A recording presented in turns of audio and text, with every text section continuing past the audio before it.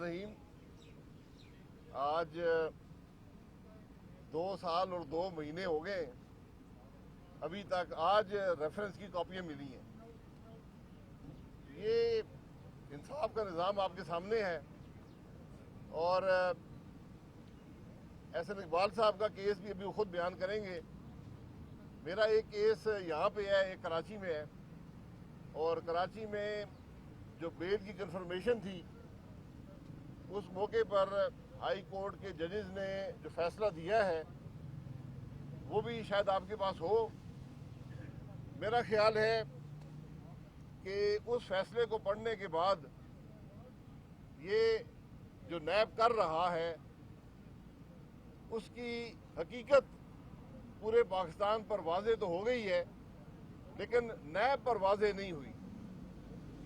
आप वो जजमेंट पढ़ें कि जजेस ने, हाई कोर्ट ने लिखा है कि ये केस सिर्फ ज़बान बंदी के लिए बनाए जाते हैं, ये केस सिर्फ आवाज़ रोकने के लिए बनाए जाते हैं, आवाज़ दबाने के लिए बनाए जाते हैं, ये केस पॉलिटिकल इंजीनियरिंग के लिए बनाए जाते हैं।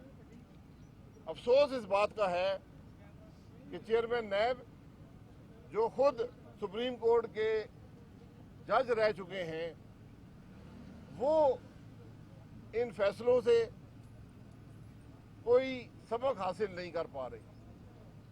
सबसे बड़ा अफसोस ये है क्योंकि जिस मुल्क में इंसाफ का निज़ाम तबाह हो जाए, जिस मुल्क में हुकूमत झूठे मुकदमे बनाने शुरू कर दे, जिस मुल्क में आला अदलिया की ना सुनी जाए, वो मुल्क कभी आगे नहीं बढ़ सकता।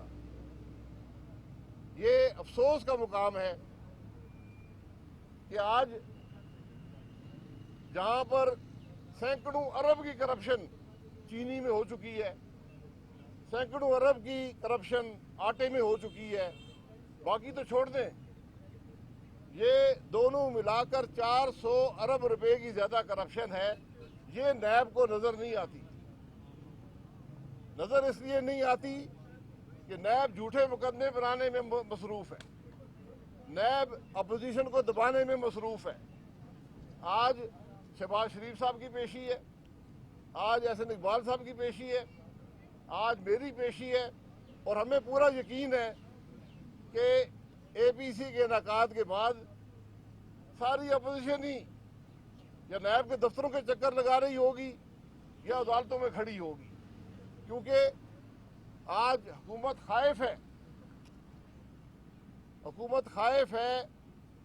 अपोजिशन की जो सपोर्ट अवाम में है, जो अवाम तंग है, जो परेशान है, जो मुल्क के अंदर तबाही हुई है मईशत की, आज उससे टेंशन हटाने के लिए ये झूठे मुकदमे बनाए जाते हैं जिनका कोई सिर या पैर नहीं है। हम तो कहते हैं कि नैब की तफ्तीश के दौरान भी कैमरे लगाएं और नैब के अदालत में भी कैमरा लगाएं, ताकि पाकिस्तान के अवाम को पता चल सके कि इस नैब की हकीकत क्या है।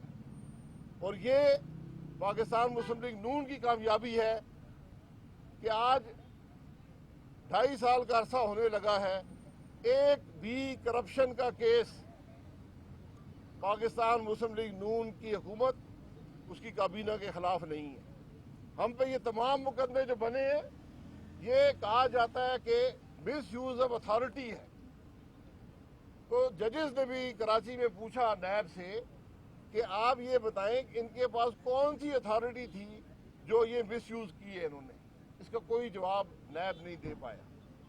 लेकिन अब मुकदमे में मुकदमा है, यहाँ भी मुकदमा है, 15 मुल्जिमान हैं। पाकिस्तान के सबसे बड़े जो कंपनी है, जो इदारा है, उसके चेयरमैन भी हैं, उसके सीईओ भी हैं। तो आज हुकूमत अपने अज़ाइम के लिए, अपनी करप्शन छुपाने के लिए, अपोजिशन से इंतकाम लेने के लिए आज बिजनेस कम्युनिटी को भी इसमें मुलव्वस कर रही है। और ऐसे हालात में मुल्क की तरक्की कहाँ से होगी, मुल्क में इन्वेस्टमेंट कहाँ से आएगी। आज हकीकत ये है, किसी हुकूमती इदारे में कोई क्वालिफाइड आदमी आला ओहदों पर लगने को तैयार नहीं है, बोर्ड का मेंबर बनने को तैयार नहीं है। नुकसान किसका हो रहा है? नुकसान मुल्क का हो रहा है, नुकसान पाकिस्तान के अवाम का हो रहा है। पॉलिटिकल इंजीनियरिंग तो हो रही है, लेकिन ना उसका कोई फायदा है ना मुल्क को फायदा है। तो हम तो कहते हैं कि अवाम को दिखाएं, कैमरे लगाएं और अवाम को दिखाएं कि इन नैब के अंदर और नैब की अदालतों में क्या हो रहा है। मैं ऐसे इकबाल साहब को गुजारिश करूंगा। जी, बिस्मिल्लाहिर्रहमानिर्रहीम। आज तकरीबन 2.5 साल होने को हैं नैब ने नारोवाल स्पोर्ट सिटी प्रोजेक्ट पर इंक्वायरी शुरू की है। इसके लिए मैं जेल भी काट आया हूँ। अभी तक रेफरेंस फ्रेम नहीं हो सका और नैब बदस्तूर सरकारी मुलाजमों को बुला बुला के हरासा कर रहा है और उन्हें दबाव का शिकार कर रहा है कि हमें कोई स्टेटमेंट लिख दो कि आपको वज़ीर साहब ने दबाव डाला था, नाजायज़ काम करने के लिए कहा था। अफसर कहते हैं ऐसा नहीं था, तो हम आपको कैसे लिख कर दें। और ये वो वजह है कि इस नैब गर्दी की वजह से पाकिस्तान का इंतज़ामी ढांचा मफलूज हो गया है।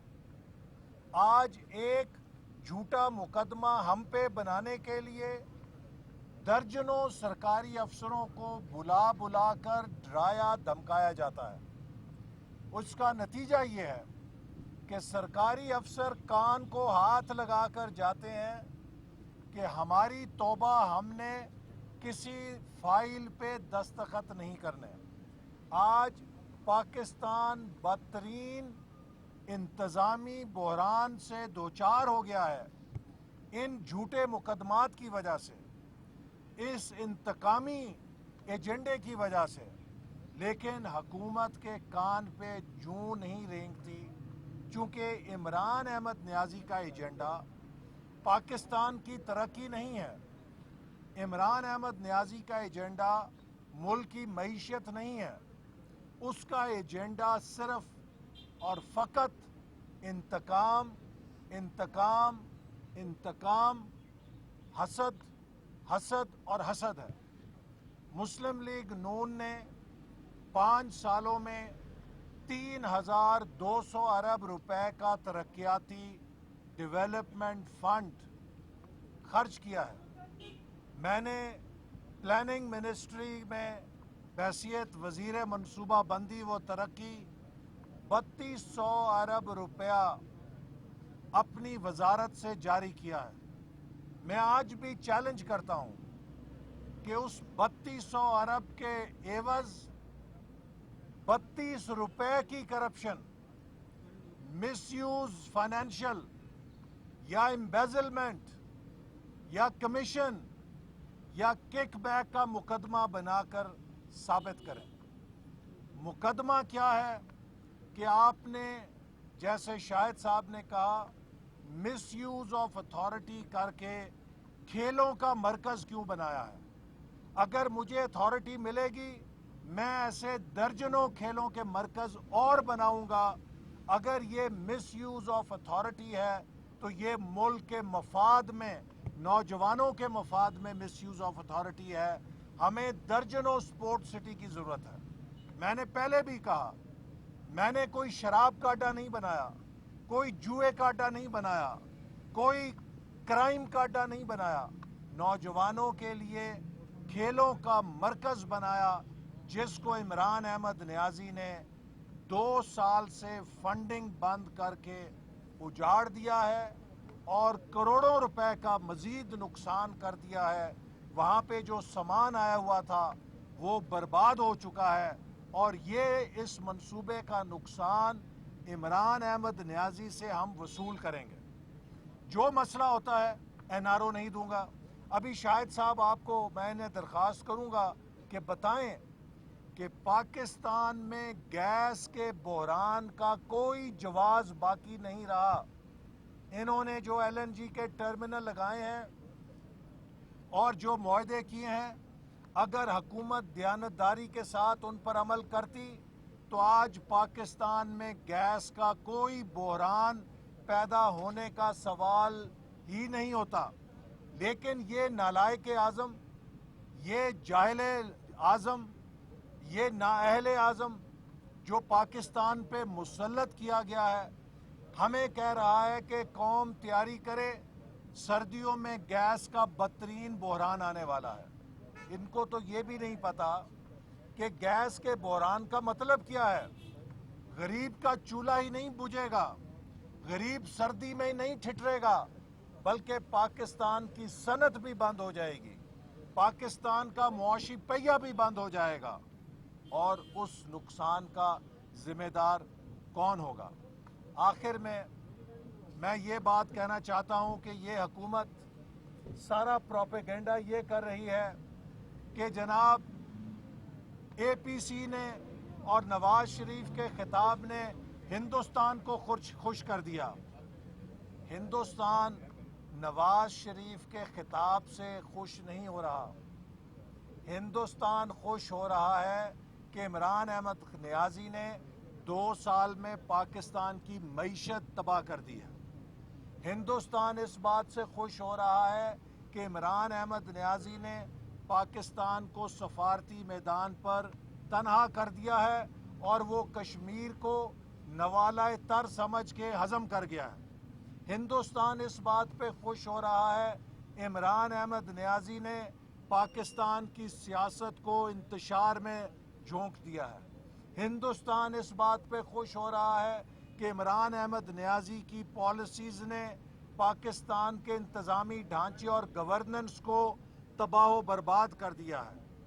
یہ وہ باتیں ہیں جو ہندوستان کو خوشی دے رہی ہیں، اور اسی کا نتیجہ ہے کہ آج عمران احمد نیازی نے پاکستان کو ہندوستان کی تھریٹ پرسیپشن میں اتنا کمزور کر دیا کہ ہندوستان بآسانی کشمیر کے اوپر وہ کارروائی کر گیا جو 72 سال میں اسے کرنے کی جرت نہیں تھی۔